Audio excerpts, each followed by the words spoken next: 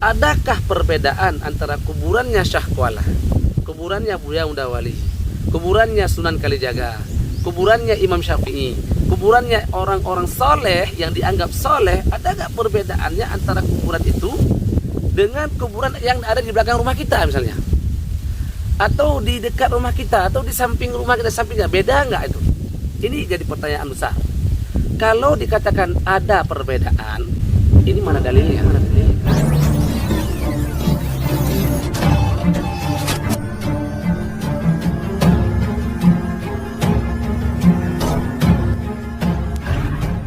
As-Sakaki Channel Dakwah.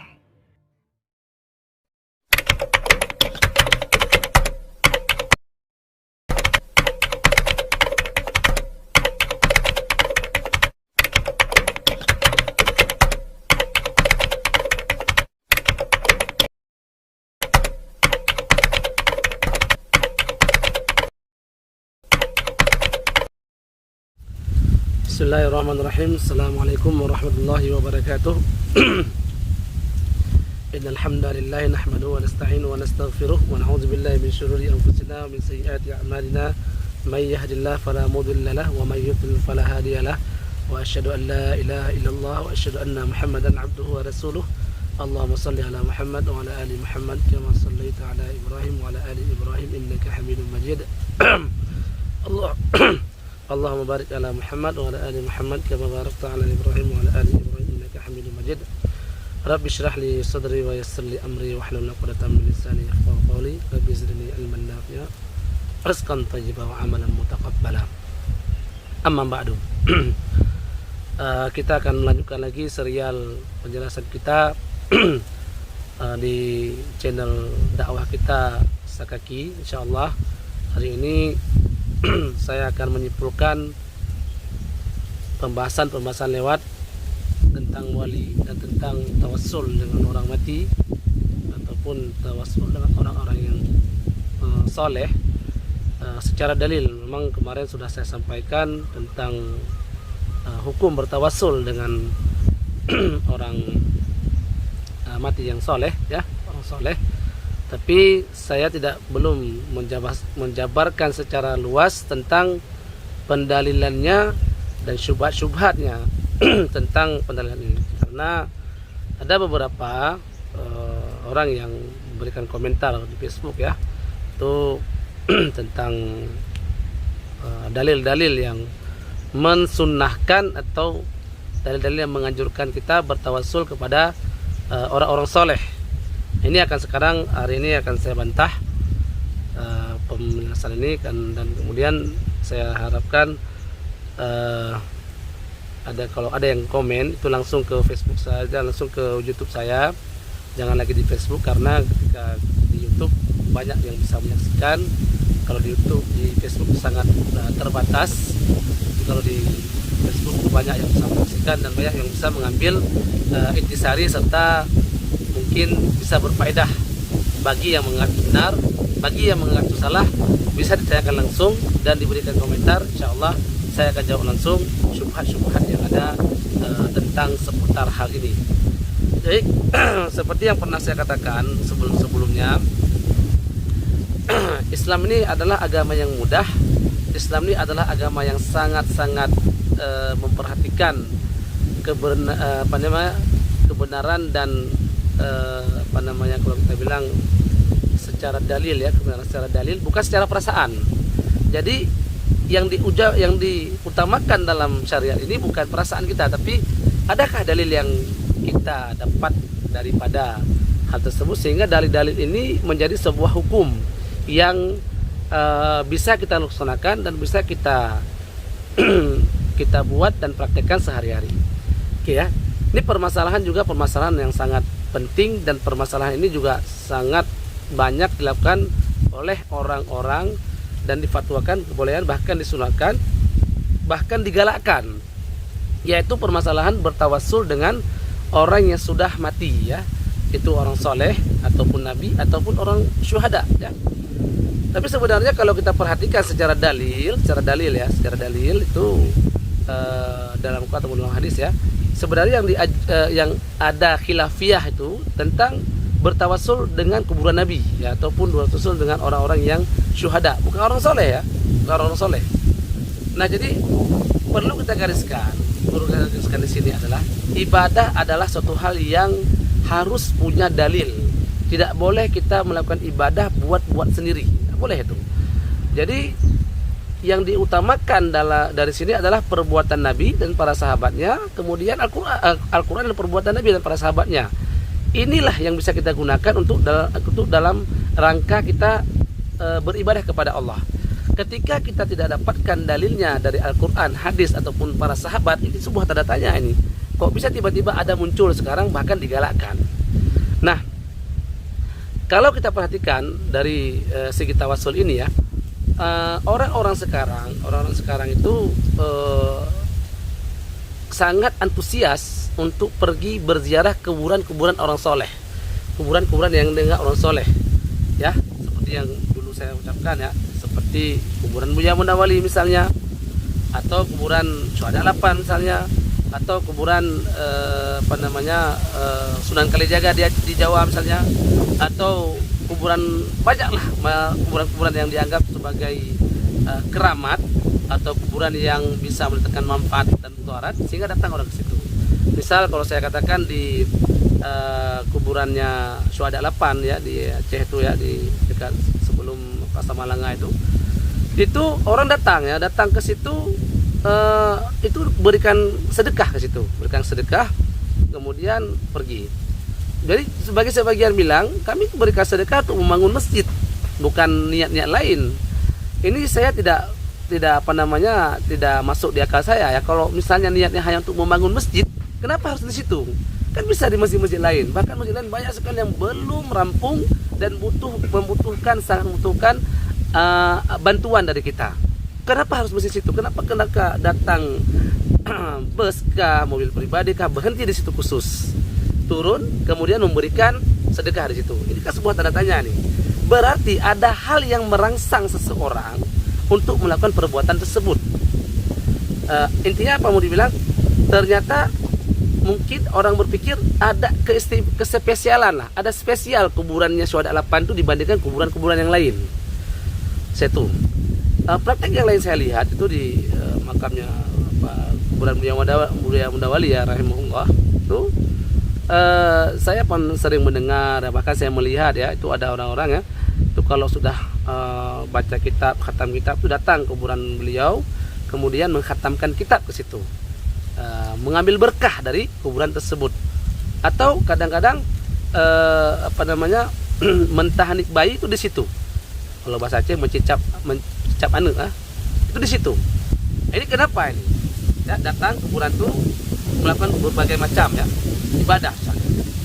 Datang jauh-jauh misalnya kuburan Syah Kuala, di situ berdoa, di situ sholat, di situ baca Quran ya, dan sebagai ibadah-ibadah yang lain. Ini apa yang merangsang orang ke situ? Kalau kita lihat ke Jawa sana, Sunan Kalijaga lah, sunan-sunan ini, sunan-sunan itu banyak di bangunan ya, yang megah, datang orang, bahkan sedekah-sedekahnya luar biasa banyak. Kemudian orang khusyuk sekali berdoa. Itu kenapa? Apa yang merangsang situ? Pertanyaan yang terlalu besar adalah, adakah perbedaan antara kuburannya Syah Kuala, kuburannya Buya Mundawali, kuburannya Sunan Kalijaga, kuburannya Imam Syafi'i, kuburannya orang-orang soleh yang dianggap soleh? Ada nggak perbedaannya antara kuburan itu dengan kuburan yang ada di belakang rumah kita misalnya, atau di dekat rumah kita, atau di samping rumah kita, sampingnya? Beda nggak itu? Ini jadi pertanyaan besar. Kalau dikatakan ada perbedaan, ini mana dalilnya? Misalnya kita bilang kuburan Syah Kuala itu ada manfaat, ada mudarat, spesial itu kuburan itu. Berbeda dengan kuburan di belakang rumah kita misalnya. Kuburan di belakang rumah kita tuh rumah asli,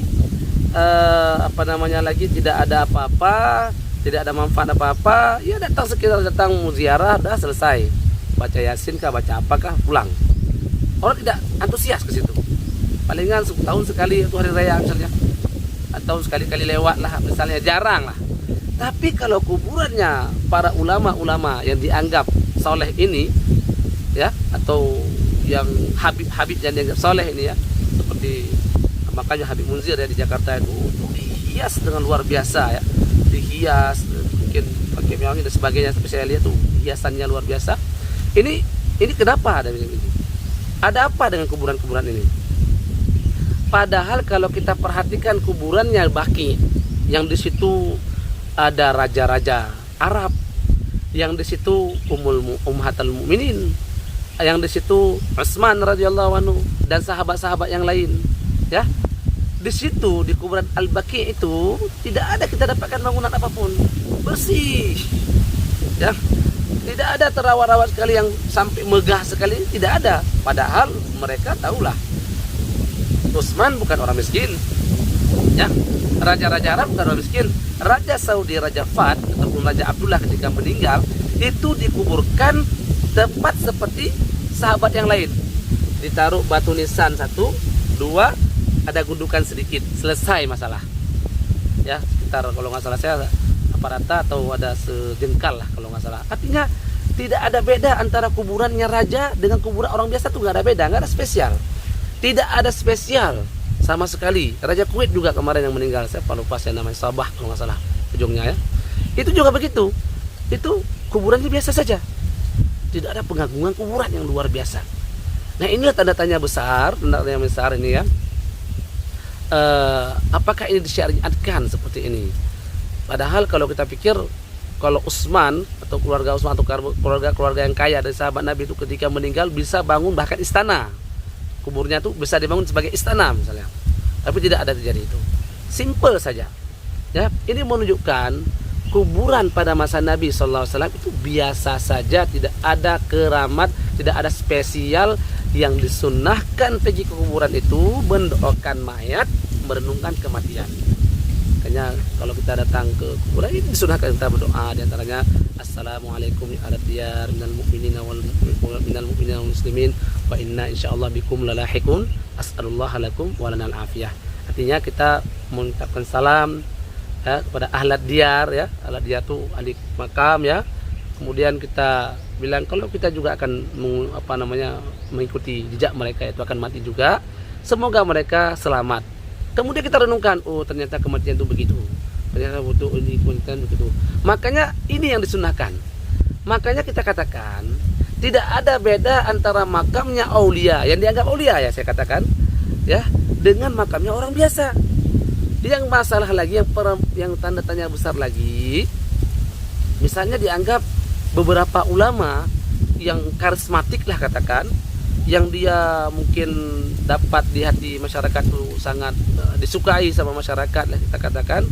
Kemudian tiba-tiba kita anggap dia sebagai wali. Ya, kita anggap dia sebagai wali.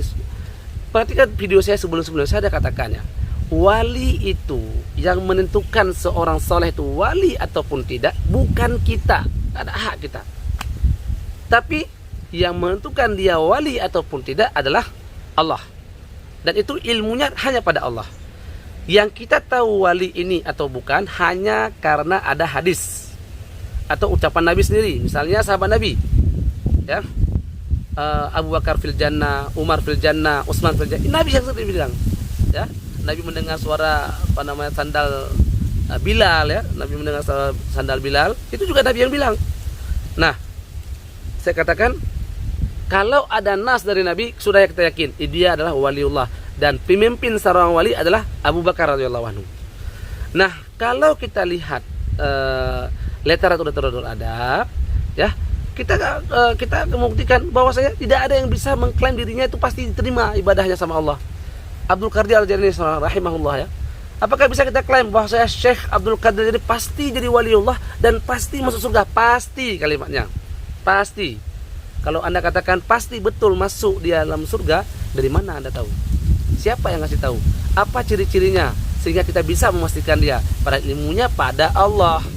Bahkan orang yang melakukan sekalipun pekerjaan yang sangat-sangat maksiat sekalipun, pembunuh, berzina sebagainya, apakah kita pastikan dia masuk neraka? Dari mana ilmu kita begini? Ya, wallahu a'lam bishawab, tidak tahu. Sebagaimana kita tidak bisa memastikan orang itu pasti masuk neraka, begitu juga kita tidak bisa pastikan seseorang pasti masuk surga. Ini konten yang paling utama. Maka yang disyariatkan dalam agama ketika sudah orang mati apa? Idza mata ibnu Adam, kalau mati anak Adam, hadis sangat masyhur, banyak sekali orang hafal itu ingkata amalu, udah amalnya nggak ada lagi berfungsi. Ya, illa min salah, kecuali ada 3. Apa 3 itu? Ya, pertama sedekah jariah, ya, kemudian ilmu yang bermanfaat, kemudian doa anak yang soleh atau doa orang-orang yang soleh. 3 ini saja yang bisa kita jadikan rujukan kita, yang bisa kita jadikan peninggalan kita supaya bermanfaat ke dalam kuburan kita nantinya. Selebih dari 3 ini tidak ada dalil. Ya, artinya apa? Kalau mati, maka kita harapkan ada anak soleh mendoakan kita, atau kita punya ilmu yang soleh, ilmu yang kita sebarkan dengan dalil, ilmu yang menurut kita itu memang benar-benar ada sumbernya dan itu bermanfaat bagi masyarakat, maka itu akan mengalir sampai hari kiamat. Ataupun kita punya sedekah jariah yang ikhlas sekali, kita bangun masjid kah, atau kita mengafkankan sumur kah untuk orang dan sebagainya. Ini 3 ini akan bermanfaat kepada kita. Adapun kalau kita katakan orang soleh yang mati tadi pergi, ini untuk apa? Apa tujuan kita ke situ? Nah, ini yang perlu kita bahas sekarang. Apa yang jadi sandaran hukum bagi orang-orang yang menganjurkan ini? Saat dewasa ini kita lihat, orang terkadang lebih semangat berdoa di kuburan daripada di masjid atau di rumah. Kalau di kuburan kadang sampai menangis dia, apalagi kalau kita lihat kuburan Syiah, ya. Kuburan Syiah itu di makam-makam Syiah yang dianggap imam itu sudah syirik akbar. Ya Husain, apalagi dan sebagainya yang dianggap para imam-imam, ya Hasan dan sebagainya, ya. Kalau ya Hasan dikuburkan di Madinah, tapi ya Husain misalnya, ataupun yang para ulama, ya Ja'far misalnya dan sebagainya, atau ya Khomeini misalnya, minta langsung. Karena itu sebenarnya kita katakan, kalau dia minta langsung kepada mayat, ya, bukan kepada Allah, kepada mayat, ini ittifaq ulama, itu syirik akbar. Bahkan, wahai Khomeini, sembuhkanlah aku. Wahai Ridha, sembuhkan aku. Wahai Ja'far, sembuhkan aku. Wahai Husain, sembuhkan aku. Ya Husain, wahai Husain. Cuma ulama itu syirik.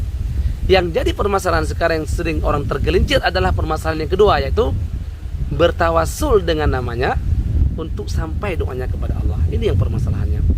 Jadi kalau kita lihat orang-orang kafir dulu, ya, ma na'buduhum illa liyuqarribuna ilallahi zulfa. Jadi mereka tidak menyembah berhala ini. Tapi apa? Mereka cuma menjadikan berhala ini perantara sampai kepada Allah doanya, karena berkat amalan-amalan soleh orang yang berhala ini, sehingga dia jadikan perantara untuk sampai doanya kepada Allah. Ini namanya tawassul bid'ah. Bid'ah namanya. Tidak pernah diajarkan oleh Nabi sallallahu alaihi wasallam atau para sahabatnya. Itu pendalilan seperti ini akan kita syubhat-syubhat pendalilan yang menyarankan hal tersebut. Jadi harapan saya, ya, dari sini adalah satu hal. Kita harus semangat ke masjid, bukan semangat ke kuburan. Ya, penuhkanlah masjid, kurankan kuburan. Kuburan nggak mesti kita harus rihlah, harus melakukan perjalanan jauh hanya untuk ke kuburan wali. Wah, ingat ya, kuburan yang dianggap sebagai wali.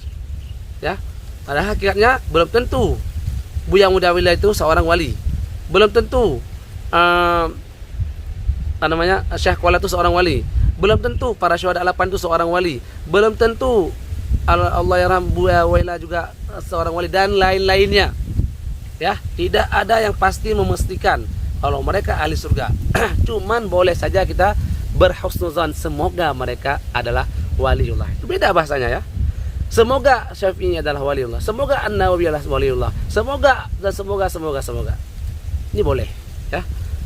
Seperti saya katakan dulu, ya, yang sangat miris sekarang ini adalah kuburan orang ulama besar yang melarang dibuat bangunan di kuburannya, tapi justru makam beliau dibuat semegah-megah mungkin. Seperti sekarang makamnya Imam Syafi'i atau Imam Nawawi setelah dibom dulu, sekarang dibangun dengan sangat megah. Masya Allah. Mereka yang memastikan, mereka yang membuat, mereka yang memfatwakan, mereka yang meresmikan harus berani bertanggung jawab depan Allah Ta'ala. Nanti menjawab, kenapa kamu buat bangunan ini? Bukankah mereka juga melarang untuk buat bangunan di kuburan tersebut? Oke, sekarang saya akan masuk pendalilan yang digunakan oleh orang-orang yang mendukung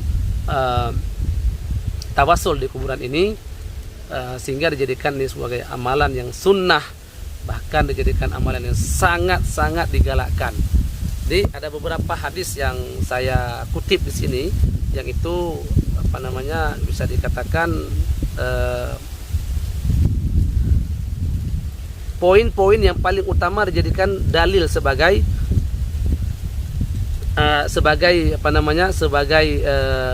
fondasi, membolehkan bahkan mensunahkan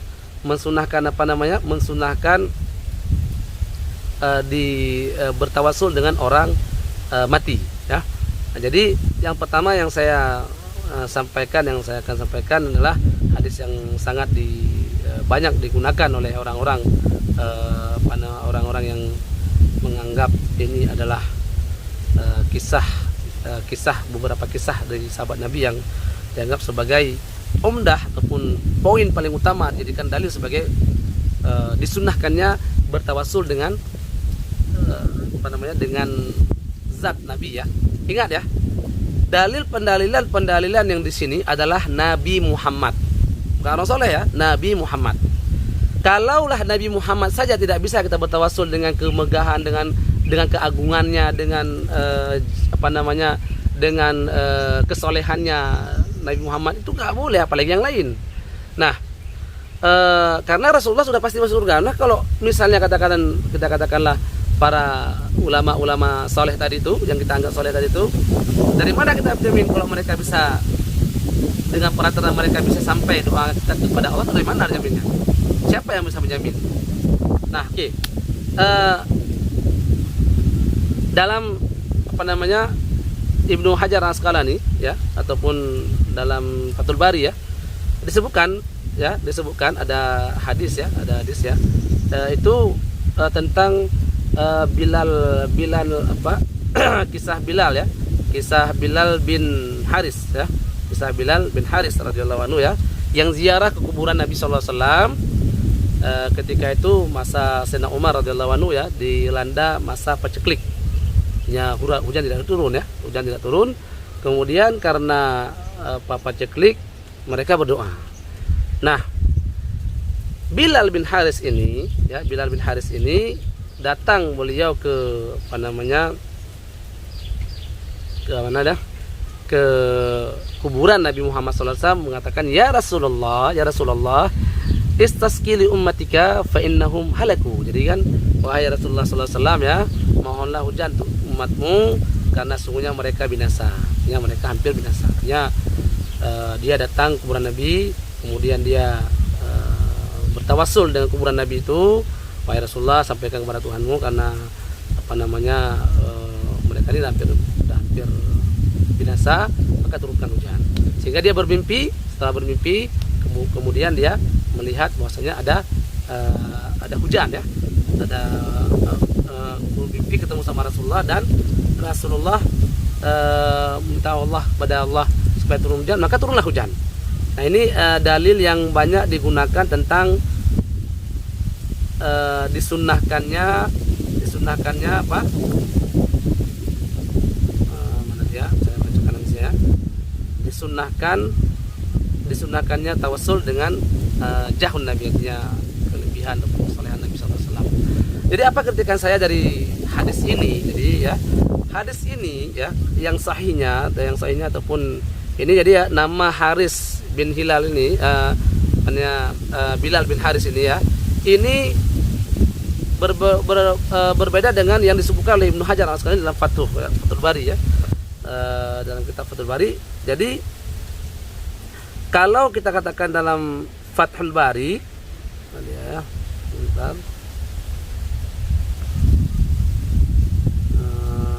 disebutkan dalam Fathul Bari itu tidak disebutkan nama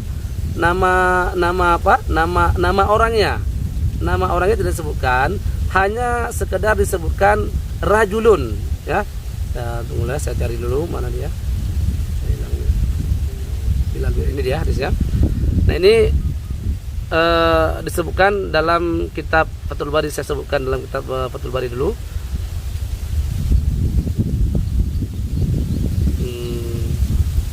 Ya, ini dia. Jadi dalam kitab Fathul Bari disebutkan, ya, tidak disebutkan nama, ya, tidak disebutkan nama Bilal bin Haris, tidak disebutkan nama. Cuman disebutkan nama itu dalam kitab Al-Futuh, ya, kitab Al-Futuh yang kita Futuh dari riwayat Saif, yang Saif itu digolongkan sebagai orang yang rajulun dhaif, ya. Orang yang rajulun dhaif, yang mana dia, saya bacakan dengan orang lagi.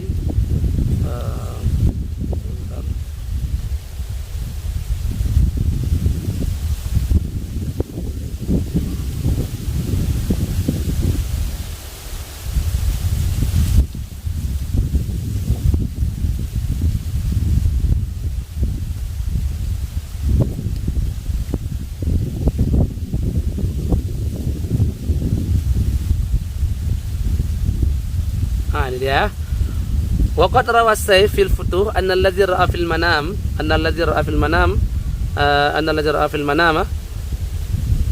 Bilal bin Ibn al-Haris wal hadis sahih. Laisa fi siwa ja'a rajulun. Jadi hadis sahih yang disebutkan dalam hadis sahih itu cuma disebutkan ja'a rajulun, bukan ja'a Bilal bin Haris. Ja'a rajulun an Saif wa an Saif anna hadzal rajul wa Bilal. Jadi yang menyebutkan maksudnya rajulun di situ adalah Bilal bin Haris, itu adalah Saif namanya. Nah, Saif ini siapa Saif ini? Jadi Saif ini adalah Saif bin Umar At-Tabi Al-Asadi. Ini nama aslinya, ya. Dikatakan oleh Daud, ya, laisa bisyai, dan Abu Hatim disebutkan beliau itu matruk, dan Ibnu Hibban dia muttahamun bizindik, ya, dia zindik, ya. Artinya bilang ini, ternyata dalam hadis sahih itu tidak disebutkan, sedangkan penyebutan Bilal, nama Bilal, ya, nama Bilal disebutkan di situ, itu tidak menjadikan dalil, ya, karena Bilal ini sendiri adalah didhaifkan oleh para ulama hadis. Nah, seperti yang sudah saya sebutkan, seperti Ibnu Hibban, Yahya bin Mu'in, ya, kemudian Abbas bin Yahya bin Mu'in, ya, kemudian Ibnu Hibban dan sebagainya. Nah, intinya saya katakan ini juga permasalahan ini disebutkan dalam mimpi. Nah, mimpi itu tidak bisa dijadikan suatu hukum. Nah, kalau misalnya sahabat Nabi, ada seorang yang sahabat Nabi yang memfatwakan suatu hukum ternyata berbeda dengan yang lain, itu bisa tidak diterima, ya. Contoh saya katakan Imam Syafi'i sendiri, ya. Contoh katakan, ya, Imam Syafi'i tidak menerima periwayatan daripada Ibnu Umar radhiyallahu anhu yang mengatakan kunut itu tidak sunnah, ya, kunut itu tidak sunnah. Jadi Imam Syafi'i tidak terima karena menurut beliau hadisnya hadis sahih, ya, menurut beliau. Tapi kita tidak bahas masalah ini. Artinya Imam Syafi'i saja menolak ketika hadis yang sahih bertentangan dengan sahabat Nabi, ya. Maka dia yang dia dahulukan itu hadis, bukan sahabat Nabi. Itu Imam Syafi'i, ya. Nah, dalam hal ini, cerita ini, yang pertama, pertanyaan pertama adalah, pertama, rajulun. Siapa rajulun itu tidak tahu kita siapa, menurut periwayatan yang sahih, ya. Yang kedua, ini diceritakan dalam mimpi. Mimpi tidak bisa dijadikan sandaran hukum. Yang ketiga, bertentangan dengan perbuatan Umar radhiyallahu anhu. Umar radhiyallahu anhu yang ketika masa paceklik itu dia mendatangi siapa? Ibnu Abbas radhiyallahu anhu, paman Nabi. Dia datang, dia kemudian minta doa, karena dulu dia bertawasul dengan Nabi dulu, ya, ketika Nabi SAW masih hidup. Dia Sayyidina Umar, dia bertawasul sama Nabi ketika dia minta doa Nabi, supaya didatangkan hujan, bukan bertawasul dengan kubur Nabi. Nah, makanya setelah wafatnya Nabi Muhammad SAW, maka Sayyidina Umar tidak datang ke kuburan Nabi. Ini yang ada sahihnya. Ini Sayyidina Umar datang kepada datang ke Abbas, paman Nabi sallallahu alaihi wasallam, untuk meminta supaya paman Nabi yang mendoakan salat istisqa, ya, karena mungkin, ya, kedekatan kerabat, kemudian kesolehan Abbas radhiyallahu anhu, ya, sehingga Umar radhiyallahu anhu, padahal Umar juga orang soleh, ya, bahkan sahabat yang sangat dicintai Nabi, tapi enggak, Umar menyerahkan dan mempercayakan doa ini kepada siapa? Abbas radhiyallahu anhu. Ini menunjukkan ketinggian kedudukan Abbas radhiyallahu anhu, sehingga setelah beliau berdoa langsung turun hujan. Artinya apa? Tawassul Umar radhiyallahu anhu tawassulun syar'i. Jadi tawassul yang syar'i. Gimana syar'inya? Dia datang dan minta doa kepada siapa? Abbas radhiyallahu anhu. Nah, kan ini kan seolah-olah kan seperti bertentangan. Kalaulah seperti yang dibilang Bilal tadi betul dan begitulah sunnahnya, ya. Kalau begitu Sayyidina Umar ngapain repot-repot pergi ke Abbas? Langsung datang saja ya Rasulullah, ya. Nggak perlu pakai mimpi, nggak perlu pakai mimpi. Ini pakai mimpi nih. Ya Rasulullah, sekarang kita lagi paceklik nih ya Rasulullah. Doakan kepada Tuhan, pada Allah, aku menjadikan kau dengan kedudukan kau pada Allah supaya Allah turunkan hujan. Begitu selesai. Ngapain harus repot-repot ke Abbas mengumpulkan manusia untuk salat istisqa? Selesai masalah. Ini menandakan ini bukan syar'i. Inilah yang dilakukan oleh sahabat Nabi. Begitu juga dengan Muawiyah radhiyallahu anhu. Nah ini dan sama-samanya inilah yang saya katakan kita harus hati-hati dalam mengambil suatu hukum ya supaya jelas ya supaya jelas dan yang kita buat itu adalah hal yang pasti ya sehingga kita tenang dalam ibadah itu bukan asal-asal ya. Nah ini terbukti ya kita kenapa ambil yang istilahnya ragu-ragu dengan yang jelas. Artinya kalau yang masalah kita bertawasul dengan jah Nabi atau dengan kedudukan Nabi itu khilafiyah, ragu-ragu orang. Ada nggak ya. Tapi kalau mendoakan tentang berdoa minta doakan kepada orang soleh, sedekah jariyah seperti yang kita bilang tadi, itu ijma ulama. Nah, karena itu tidak perlu repot-repot saya harus pergi kuburan Syekh Qala untuk menyelesaikan permasalahan saya dengan berdoa kepada beliau. Baca Yasin kah atau apakah supaya doa saya diterima sama Allah. Nggak perlu repot-repot. Saya tinggal bentangkan sajadah di malam hari, saya berdoa, selesai masalah. Datang ke orang soleh, wahai orang engkau adalah orang soleh, engkau saya rasa doa kamu akan distajabah Allah, tolong doakan saya. Selesai masalah. Nah jadi tidak repot-repot ya, tidak repot-repot saya harus ke sana. Dan jadi intinya yang mau saya katakan adalah dalil ini tidak bisa dijadikan sandaran hukum karena memang dalam Fathul Bari tidak disebutkan siapa namanya, tapi ada yang namanya kata Al-Futuh dalam riwayat Saif, yang Saif ini dianggap dhaif para ulama-ulama hadis ya, dan maka tidak bisa dijadikan hujjah ya. Dan ini bertentangan dengan pekerjaan Sayyidina Umar sendiri radhiyallahu anhu yang meminta tawassul kepada Abbas pamannya radhiyallahu anhu. Nah, itu yang pertama, dalil yang sering digunakan.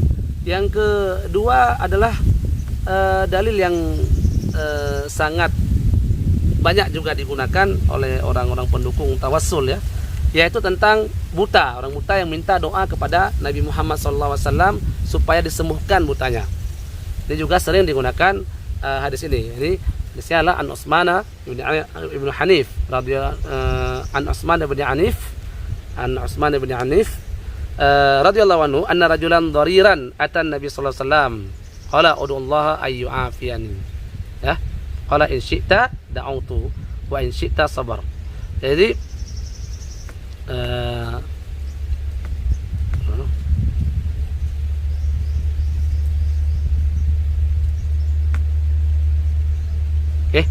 nah ini diantara dalil yang sering dijadikan sebagai dalil bahwasanya sunnahnya bertawassul dengan apa namanya dengan Nabi ya. Ingat lagi dengan Nabi ya, bukan orang soleh ya.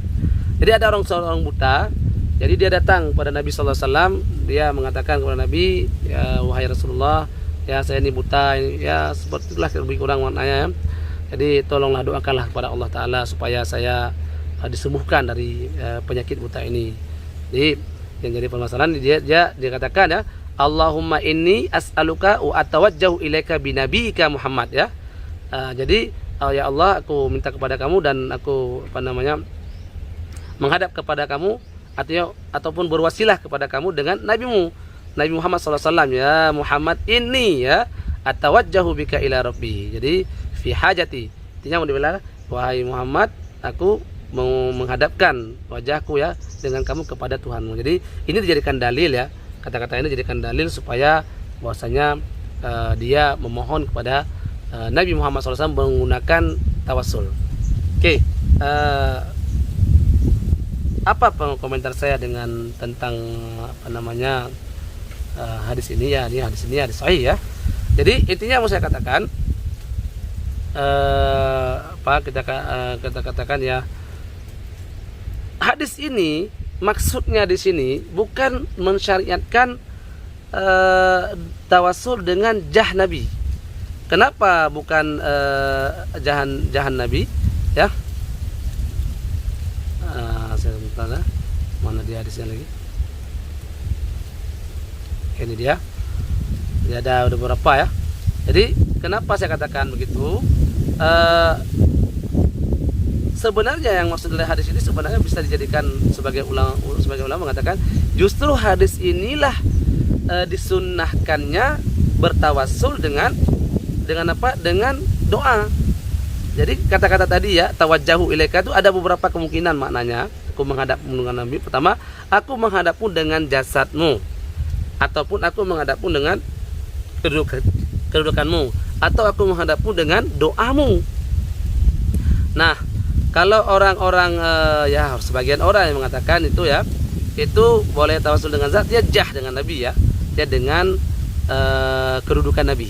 Nah, tapi kalau orang salafus saleh mengatakan ini dalilnya pertama, dia datang kepada Nabi Muhammad SAW, dia minta doa Nabi ya, ingat ya, minta doa Nabi itu pertama. Kemudian Nabi menjanjikan doa untuknya, tapi Nabi pilihan ya. Nabi pilihan apa? Kalau dia bersabar, walakal jannah, kamu akan diberikan surga ya, kamu akan diberikan surga. Kalau misalnya dia tidak bersabar ya, maka Nabi akan mendoakan dan dia akan sembuh. Nah, jadi dia tetap ingin didoakan supaya sembuh matanya. Nah, karena memang doa Nabi tentunya bukan seperti doa kita ya. Doa Nabi itu doa yang pasti dimustajabah oleh Allah Subhanahu wa taala. Nah, jadi intinya yang mau saya katakan di sini adalah bahwa tawassul di sini yang disyariatkan adalah artinya orang buta ini minta doa Nabi.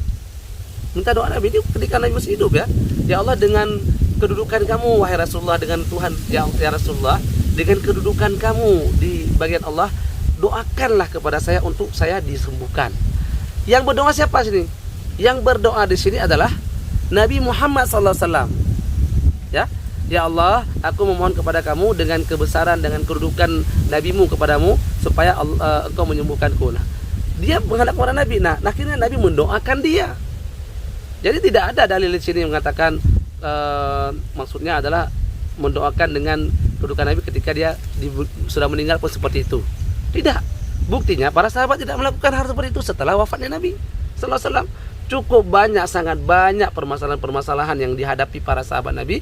Tidak ada yang datang ke kuburan Nabi, ya Nabi Muhammad sallallahu alaihi wasallam, ya Rasulullah, selesaikan masalah kami dengan kedudukan kamu. Enggak ada kayak gitu. Mereka paham konsep ya, konsep. Berdoa itu gampang. Ya, tinggal minta langsung. Ya. Wa idza sa'alaka ibadi anni fa inni qarib. Kalau kamu, ini semua orang hafal doa ini. Apa nih ayat ini? Kalau kamu mau minta sama Allah, ini qarib, dekat saya. Maka langsung saja ya, doakan, berdoa langsung sama Allah. Nah, ini jadi dalil ini tidak bisa dijadikan rujukan atau tidak bisa dijadikan sebagai dalil ya, yang mensunnahkan bertawassul dengan kedudukan Nabi SAW. Apalagi orang soleh. Kalau Nabi saja tidak bisa, apalagi orang soleh. Nah, itu yang kedua. Dah, yang mungkin yang terakhir yang paling yang saya sampaikan, sebenarnya masih ada beberapa lagi hadis ya, beberapa lagi hadis yang dijadikan dalil ya, tapi saya tidak sampaikan. Tapi yang ingin saya sampaikan tentang hadis tentang bukan hasil asar ya, tentang Imam Syafi'i rahimahullah, yang beliau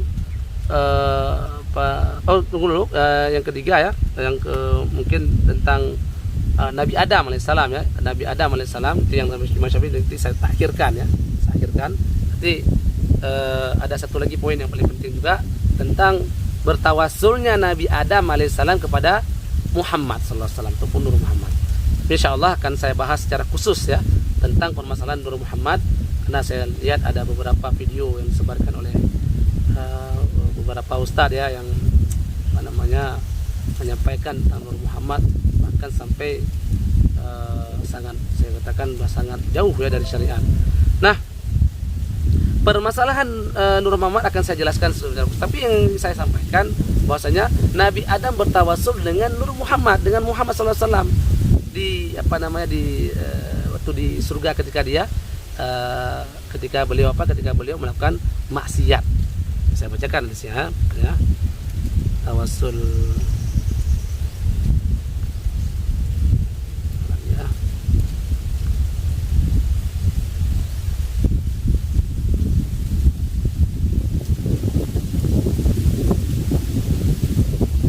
Ini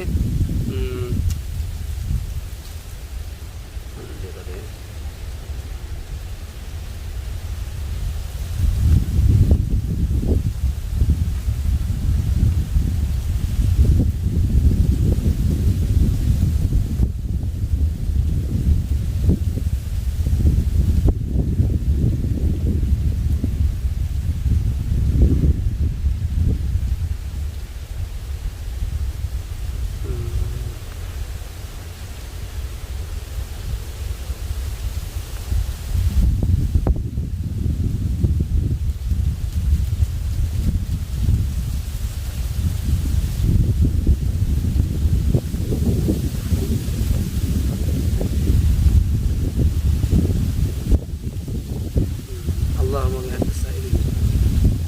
Ini dia tawasul Adam Muhammad sallallahu alaihi wasallam. Jadi diriwayatkan oleh Imam Baihaqi di kitabnya Dalailun Nubuwah ya. Lamma tarafa Adamu al-khati'ata qala ya Rabbi as'aluka bihaqqi Muhammadin illa ma ghafarta li faqala Allah ta'ala ya Adam kaifa arafta Muhammadan wa lam akhluqhu ya. Dan seterusnya diriwayatkan oleh Imam Hakim dan disahihkan oleh beliau, dan ini ditentang oleh ulama dan ditentang oleh Imam Az-Zahabi sendiri ya, tentang pentasihan hadis Nabi Adam alaihissalam bertawasul dengan Nabi Muhammad SAW, padahal Nabi Muhammad belum diciptakan. Apa komentar saya dengan ini ya? Di sini kan bahkan dikatakan ya Rabb innaka lamma khalaqtani rafa'tu ra'si faraitu ala qawaimil arsh maktuban la ilaha illallah Muhammadur Rasulullah. Jadi di arsy dia melihat ada tertulis la ilaha illallah Muhammadur Rasulullah. Maka dari situ Nabi Adam berpikir kalau itu adalah tawassul. Artinya kalau itu adalah makhluk Allah yang sangat dicintai, karena itu Adam ingin bertawassul dengannya, artinya dengan Muhammad sallallahu alaihi wasallam ya, yang belum diciptakan. Ini apakah betul ya? Sangat ini apakah betul hadis tersebut ini sangat-sangat bertentangan dengan syariat ya, dengan dalil Quran.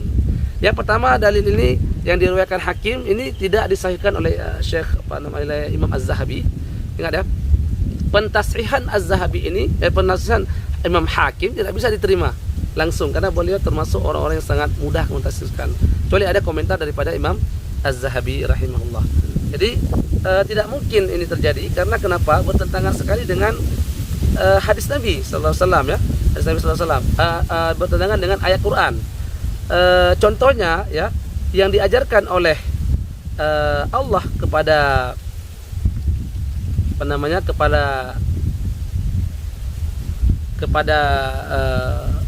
Allah kepada Adam alaihissalam ya, itu adalah kalimat qala rabbana zalamna anfusana wa illam taghfir lana wa tarhamna lanakunanna minal khasirin. Jadi Nabi Adam alaihissalam itu bertawassul dengan taubatnya. Fatalaqa Adamu min rabbi kalimat, maka Adam mendapatkan beberapa kalimat ya, mendapatkan kalimat daripada Allah. Kalimat apa itu? Kalimat untuk bertaubat, yaitu Rabbana zalamna anfusana wa illam taghfir lana wa tarhamna lanakunanna minal khasirin. Jadi Adam alaihissalam bertawassul dengan taubatnya. Dia bertaubat, ya Allah, saya ada melakukan pelanggaran yang sangat besar sehingga engkau marah kepada saya, maka kalau engkau tidak menerima taubat saya akan menjadi orang yang sangat rugi. Ya, ini dalil yang sangat akurat, dalil yang sangat kuat bahwasanya Nabi Adam tidak bertawassul dengan Nabi Muhammad SAW. Nah, tentang tawasul dengan Nur Muhammad ini perlu pembahasan khusus, seperti saya katakan tadi, panjang pembahasannya. Bagaimana caranya Nabi Adam bertawasul dengan Nabi Muhammad sedangkan Nabi Muhammad belum diciptakan, ya. Bahkan belum tertulis dalam suhuf Nabi Adam misalnya, kalau ada ya. Wallahu alam, saya juga belum memastikan. Intinya ajaran Nabi Adam alaihissalam ketika dia diturunkan itu tauhid, mengesahkan Allah dan akhlak, ya. Jangan bunuh. Kalaupun ada salat ataupun puasa, wallahu alam saya tidak tahu ya, belum saya cek kebenarannya. Tapi intinya Nabi Muhammad belum diciptakan oleh Allah Subhanahu wa taala. Jadi kenapa beliau bertawassul dengan Nabi Adam, dengan Nabi Muhammad? Sedangkan posisi Adam dengan posisi Nabi Muhammad itu sama. Cuman hanya kalau Nabi Muhammad SAW itu lebih tinggi kedudukannya daripada Nabi Adam karena penutup segala nabi dan paling dicintai oleh Allah Subhanahu wa taala. Tapi Nabi Adam juga nabi. Dan Nabi itu dia bersih daripada dosa. Nabi itu maksum. Dari segi kedudukannya itu sama, yaitu Nabi, sama-sama Nabi. Cuman kedudukan saya lebih beda di sisi Allah, lebih Nabi Muhammad karena memang akhir anbiya. Ya. Jadi kenapa Nabi Adam harus bertawassul dengan Nabi Muhammad? Kenapa tidak langsung saja dengan Allah? Kok tahu dia sama kok, dia Nabi kok. Ya. Ini justru merendahkan posisi Nabi sebenarnya. Kalau gini kita katakan yang maksum dari dosa. Artinya beliau ketika sudah salah langsung minta ampun sama Allah. Ketika kita salah langsung minta ampun kepada Allah. Ngapain kita pergi ke kuburan wali-wali? Minta, ya Allah, dengan berkat kuburan Syekh Wala ini maka ampunkanlah. Untuk apa coba? Salah langsung minta ampun sama Allah. Sudah, begitulah yang dilakukan oleh Nabi Adam alaihissalam. Terbukti daripada dalil ini, yaitu Rabbana zalamna anfusana wa illam taghfir lana warhamna lanakunanna minal khasirin. Kemudian dalam hadis juga dikatakan qala Sufyan Tsauri pada asar qala Sufyan Tsauri an Abdullah bin Rafi' akhbara man sami'a an Mujahid an Ubaid bin Amr annahu qala Adam ya Rabb khati'ati allati akhta'tu syai'un katabtahu ya alayya qabla an takhluqani aw syai'un ibtada'tahu qabla min qibali nafsi. Qala bal syai'un katabtuhu alayka qabla an akhluqaka. Qala fakama katabtahu alayya faghfirli. Qala fadzalika. Jadi intinya mau dibilang sini adalah, wahai Allah Subhanahu wa taala, sebagaimana di dalam takdirmu telah kau catatkan bahwasanya saya memiliki kesalahan yang saya buat, maka catatkanlah juga, ataupun engkau sebagaimana engkau catatkan kesalahanku, catatkanlah juga ampunanmu kepadaku. Makanya ketika di hari kiamat nanti Nabi Musa bertemu dengan Nabi Adam alaihissalam, Nabi Musa menyalahkan Nabi Adam karena gara-gara beliau kita dicampakkan ke bumi, ya. Maka Nabi Musa bilang, kenapa kamu mengatakan menyalahkan saya, sedangkan ini adalah sesuatu yang telah Allah ciptakan dan Allah takdirkan. Fahajja Musa, ya. Fahajja Adamu Musa, artinya Nabi Musa, akhirnya Nabi Adam itu mengalahkan hujahnya Nabi Musa alaihissalam. Artinya ini sudah takdir, saya sudah salah, saya turunkan di bumi, maka saya berdoa kepada Allah, semoga juga takdir saya diampuni oleh Allah Subhanahu wa taala. Nah, ini dalil yang sangat akurat ya, kalau bahasanya sebenarnya Nabi Muhammad SAW itu Nabi Adam AS itu beliau bertawassul bukan dengan Nabi Muhammad SAW, tapi beliau bertawassul dengan taubatnya kepada Allah SWT.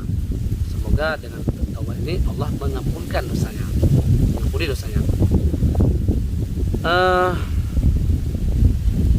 Jadi sebenarnya masih banyak ya, sepanjang juga tentang permasalahan Nabi Adam ini, tentang tawassulnya.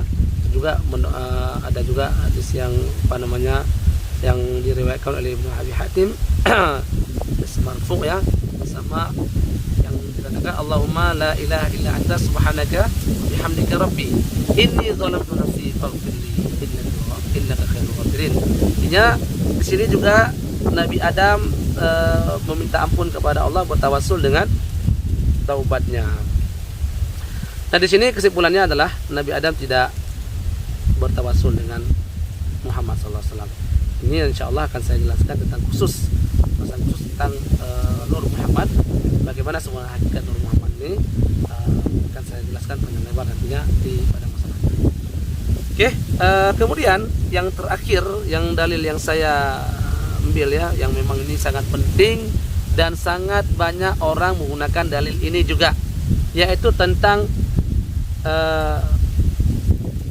riwayat tentang Imam Syafi'i rahimahullah yang sering sekali datang ke kuburan Imam Abu Hanifah ketika beliau di Baghdad dan berdoa bertawassul di kuburan tersebut. Nah, jadi kalau saya terjemahkan ya,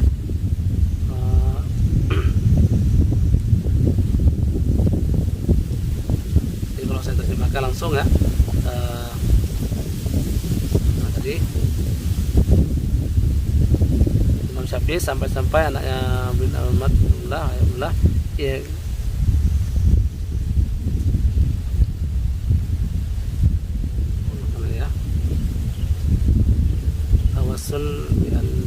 ini dia disebutkan oleh Ibnu Hajar al-Makki dalam kitabnya Al-Musamma Al-Khairat Al-Hisan ya, dalam kitabnya Khairan Hisan pada permasalahan manakib Abi Hanifah ataupun pujian-pujian Abi Hanifah ya, disebutkan Al-Imam Asy-Syafi'i anna al-Imam Asy-Syafi'i ayyama huwa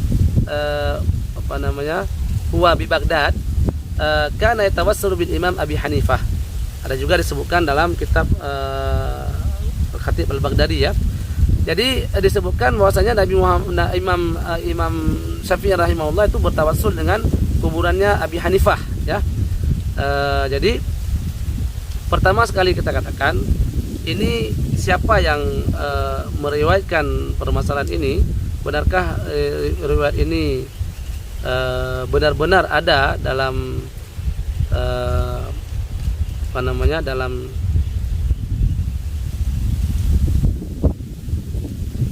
dalam riwayat yang benar? Ini saya akan jelas secara rinci ya, insyaallah.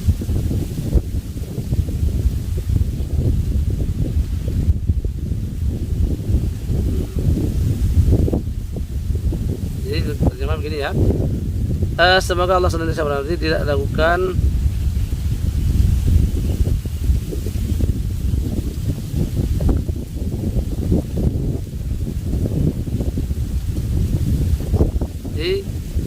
disebutkan dalam ya, tadi disebutkan dalam kitab Al-Khairat Al-Hisan. Nah, juga disebutkan dalam kitab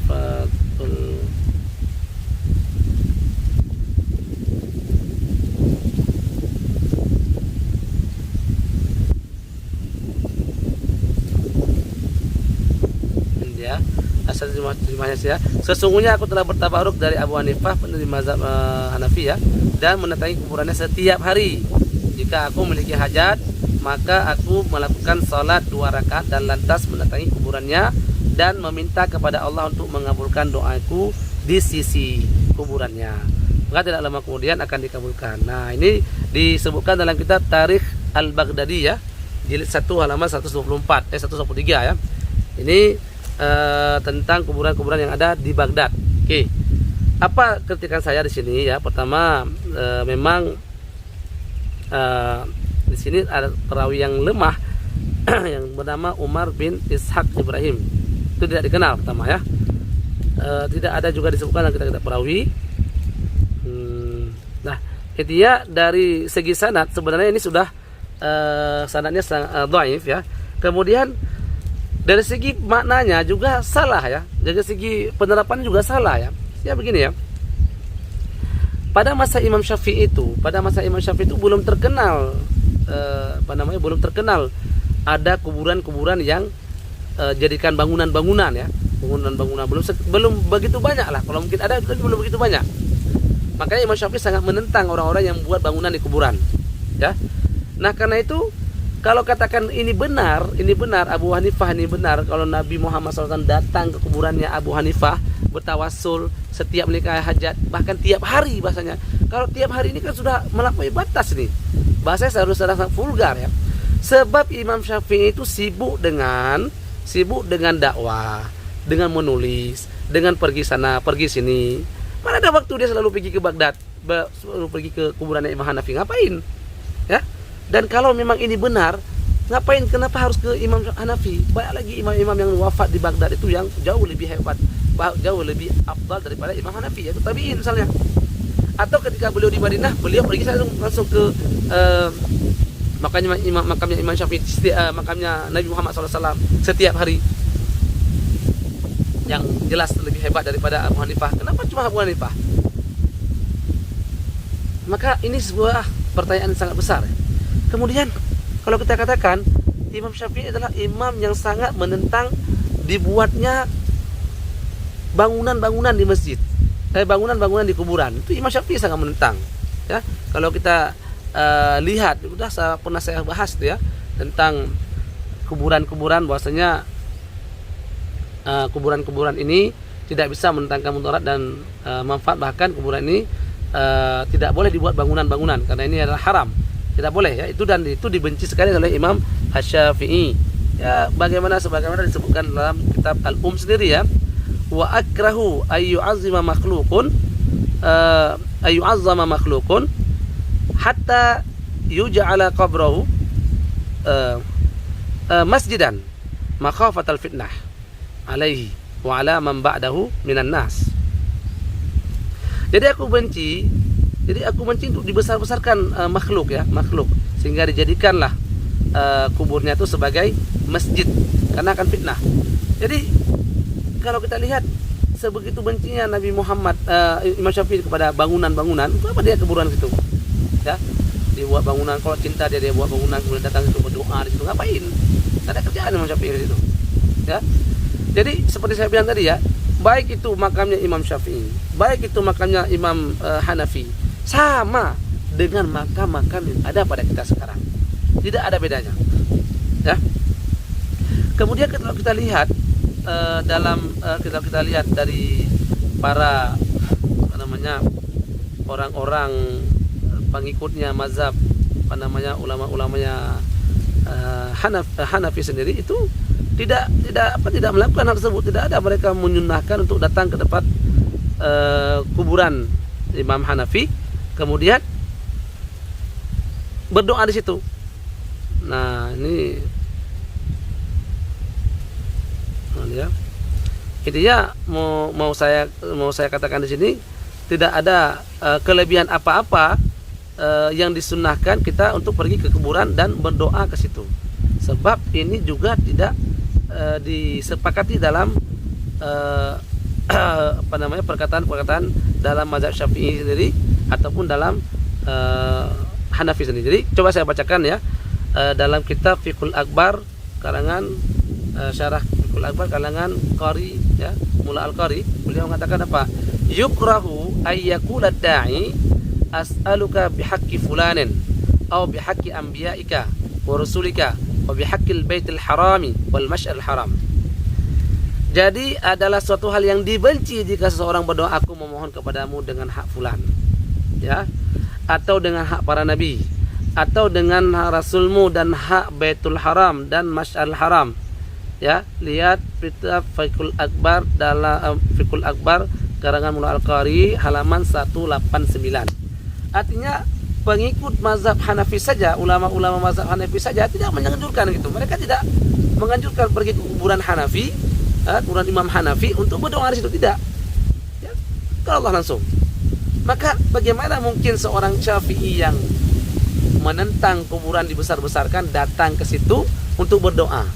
Ya, hanya kalau dikatakan oleh Imam Ibnu Taimiyah rahimahullah, ya, itu adalah hal yang sangat dibenci ya. Itu adalah hal yang sangat dibenci, dan itu adalah hal yang nampak sekali kebohongannya.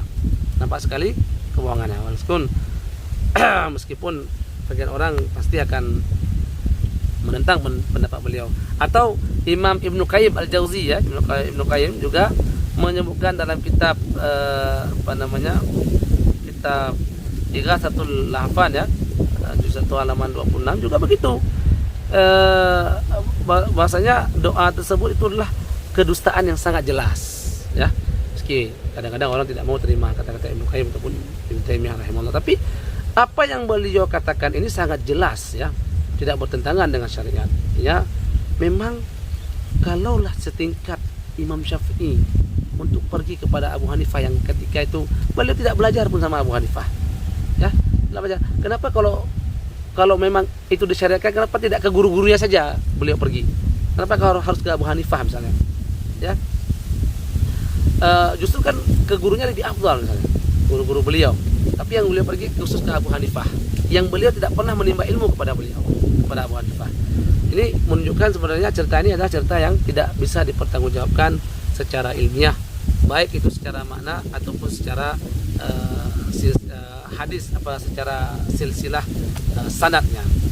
Ini adalah kebohongan yang nyata, kedustaan yang nyata, sebagaimana disebutkan oleh Ibnu Qayyim ataupun Imam Ibnu Qayyim ataupun Imam Ibnu Taimiyah. Ya, mungkin oleh sebagian orang menganggap beliau adalah ulama sesat mungkin ya. Tapi ala kullin perkataan beliau adalah selama itu adalah berdasarkan dalil yang kuat dan berdasarkan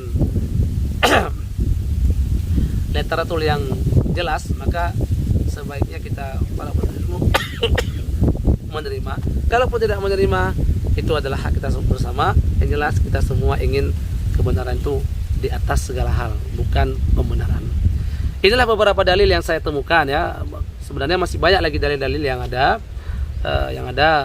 yang bisa kita jelaskan ya, ataupun dalil-dalil yang banyak lagi dalil yang memang dijadikan sebagai sandaran hukum untuk mensyariatkan amalan ini, yang sebenarnya pendalilannya semua adalah pendalilan yang lemah dan repot ya. Maka saya bilang kalau kita ikuti dalil ini semua, Islam ini ribet plus repot.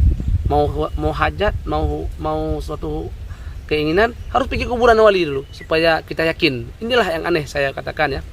Sering saya katakan aneh. Kenapa kita tidak menggunakan hal hadis yang ataupun dalil yang kuat dan tenang kita dan disepakati ulama? Kenapa kita tidak gunakan yang itu, tapi justru kita masuk ke dalam ranah khilafiyah yang belum tentu kebenarannya? Bahkan kadang-kadang kita lebih suka yang khilafiyah tadi daripada yang ijma tadi. Ijma ulama 3 hal saja. Kalau kamu mati, cuma 3 hal yang bisa kamu jadikan bisa kamu jadikan jaminan untuk hidup kamu di kuburan. Itu yang pertama adalah sedekah jariyah, wakafkah atau yang lainnya ya. Yang kedua ada ilmu yang bermanfaat, yang ketiga adalah doa anak ya yang soleh. 3 hal ini saja yang bisa kita lakukan ketika orang tua kita sudah meninggal atau kita sendiri yang meninggal. Maka inilah yang harus kita lakukan. Semoga Allah memberikan kita hidayah dan menjawab semua doa-doa kita. Dan inilah yang dilakukan oleh para ulama dahulu. Ketika mereka sudah ada permasalahan, maka mereka sholat dulu istikharah, sholat dulu minta tahajud, minta petunjuk sama Allah. Dan inilah juga yang dilakukan oleh Imam Imam Bukhari rahimahullah. Ketika dia mau buat hadis, beliau bangun, beliau sholat dulu, kemudian beliau berdoa, beliau minta petunjuk, baru beliau menuliskan hadis. Jadi tidak perlu harus repot-repot pergi ke kuburan para wali, berdoa kepada wali tersebut menggunakan perantara wali itu. Repot. Allah itu maha mendengar ya. Allah itu tidak perlu harus kita sorak-sorak Allah, tidak perlu. Allah tidak perlu. Allah cukup dengan bahasa yang kita dengar sendiri, cukup dengan bahasa yang kita buat, kemudian kita bacakan, kita berdoa kepada Allah dengan hati yang ikhlas. Semoga Allah menerimanya dengan amalan-amalan soleh kita. Semoga semua yang kita baca itu bernilai ibadah dan Allah jawab semuanya yang kita inginkan. Jadi simple sekali. Jadi tidak ada yang ribut dalam Islam ini ya. Jadi sekali lagi saya katakan, Islam adalah agama yang mudah, agama yang sangat simple. Kalau butuh langsung angkat sajadah, bentangkan sajadah ya, bangun di sepertiga malam, berdoa kepada Allah Ta'ala. Semoga apa yang kita minta Allah kabulkan semuanya. Semoga Allah mengampunkan dosa-dosa kita. Semoga Allah memberikan keberkahan selalu kepada kita dengan menjalankan sunnah-sunnahnya yang diajarkan oleh Nabi Muhammad, Nabi kita sallallahu alaihi wasallam dengan benar-benar. Ingat ya, Nabi Muhammad adalah seorang manusia biasa, bukan manusia yang mencapai tahap ketuhanan. Beliau bukan Allah, tidak perlu kita berdoa sama beliau, bahkan tidak boleh kita berdoa pada beliau, langsung kepada Allah. Beliau adalah seorang hamba yang soleh, yang dipilih Allah menjadi manusia terbaik, tapi beliau adalah manusia yang sederhana. Bahkan kalau datang, dia tidak suka orang-orang sahabatnya itu bangun untuk dalam rangka menghormati beliau. Biasa saja. Ketika datang sahabat Nabi, ada datang orang ketemu Nabi, dia rasa segan, rasa takut. Apa kata Nabi Muhammad? Hakuin alik, santai saja. Saya manusia biasa. Saya berjalan, saya juga tidur, saya juga nikah, sebagainya. Sama seperti manusia biasa. Tidak ada kelebihan lain daripada Nabi. Cuma yang membedakan kita dengan Nabi adalah beliau ada hak-hak khusus yang tidak ada pada kita. Bahkan beliau diberikan beban hukum yang lebih berat daripada kita. Misalnya Nabi Muhammad salat tahajud tiap malam sampai bengkak kakinya, dia tidak pernah menghina makanan, itu kita tidak sanggup melakukan tersebut. Beliau boleh menikah lebih daripada 4 misalnya, kekhususan yang diberikan Nabi Muhammad. Tapi jangan sampai kekhususan Nabi Muhammad, kecintaan kita kepada Nabi Muhammad SAW itu menaikkan derajat beliau sejajar atau di bawah, langsung di bawah Allah Subhanahu wa taala. Tidak benar ya. Nabi Muhammad tidak pernah mengajarkan hal seperti ini. Nah, kalaulah ini disyariatkan, tentu para sahabatnya begitu. Tentu para sahabatnya akan melakukan dan membesarkan Nabi Muhammad lebih daripada yang kita lakukan. Tapi mereka biasa saja kalau Nabi SAW. Mereka sangat mencintai Nabi, mereka sangat menjunjung titah Nabi, tapi mereka tidak membesar-besarkan Nabi, bahkan sampai kepada tahap keturunan seperti penyembuh lah dan sebagainya ya. Inilah Nabi Muhammad SAW, inilah ajaran yang diajarkan oleh Nabi Muhammad SAW yang berbeda dengan ajaran-ajaran agama lain ya. Jadi yang mau saya katakan sini, kalaulah Nabi Muhammad SAW tidak boleh kita terlalu membesar-besarkan beliau, apalagi para wali-wali yang kita anggap dia seorang wali, padahal mungkin di mata Allah dia bukan seorang wali. Ini saja yang bisa saya sampaikan tentang pendalilan masalah tauhid ini. Semoga Allah selalu bisa memberikan kepada kita hidayahnya, taufiknya, sehingga kita bisa melaksanakan seluruh syariat Nabi dengan baik dan tepat, dan pada porosnya, tidak berular barisnya, sehingga kita mati ketika kita mati nanti kita bisa bertanggungjawabkan apa yang kita lakukan dan apa yang telah kita laksanakan, sebatas mana yang kita pahami. Yang paling buruk adalah setelah kita pahami ternyata itu berbeda dengan adat sekitar, maka kita tolak yang kita pahami, kita ikuti dan kita paksakan pendalilannya kepada adat-adat yang berlaku di sekitar. Ini adalah hal yang sangat yang sangat bahaya, karena pertanggungjawaban kita di depan Allah Ta'ala itu akan sangat berat. Inilah yang bisa saya sampaikan. Jalanlah sesuai dengan sunnah Nabi, maka akan selamat. Akhirul kalam, wabillahi taufiq wal hidayah. Subhanakallahumma wa bihamdik, asyhadu an la ilaha illa anta, astaghfiruka wa atubu ilaik. Assalamualaikum warahmatullahi wabarakatuh.